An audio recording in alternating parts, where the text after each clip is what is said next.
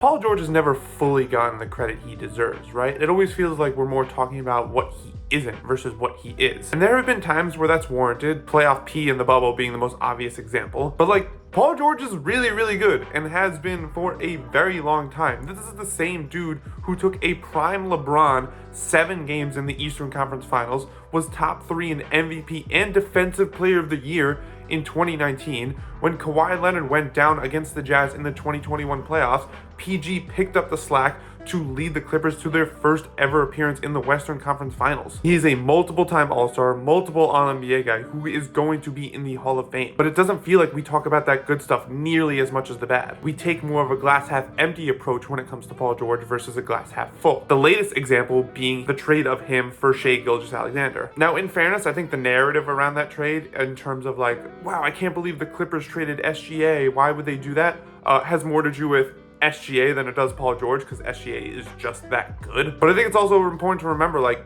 Clippers didn't get completely fleeced in that deal, irrelevant of the, they needed to make that deal for Paul George to get Kawhi, so it was basically a package deal for those two guys for SGA and those picks. Even if you ignore that, like, Paul George isn't nothing. The Clippers didn't get fleeced in that deal. Paul George, for the entire time he's been in LA, has been a really good all-star level player. Better than SGA? No, still really, really good. Definitely a win-win trade for both sides, even if you want to argue that one side got the better end of the deal. But again, within that gushing over SGA and questioning why the Clippers did that deal, we sort of start to ignore everything Paul George does, all the greatness he brings to the table. Which brings us to last night against OKC. 38 points and an 11-point win over the Thunder, highlighted by the 18 points he scored in the fourth. Also picked up 2 steals in the fourth. Thinking back about that game, there's something poetic about PG having such an awesome game against the Thunder and against SGA. And I wonder if there was any intentional aggressiveness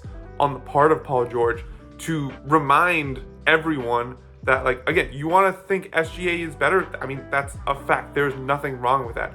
But to act like the Clippers got completely fleeced in that deal and one of the most lopsided trades in NBA history is just not true. Clippers got a guy who, when healthy, is a perennial all-star. And so to see one of his best performances of the season come on national television against that team, where I think those two sides are always going to be linked because of that trade, I just can't help but feel like, good for you, Paul George. Remind everyone how good you are, because he really is that good.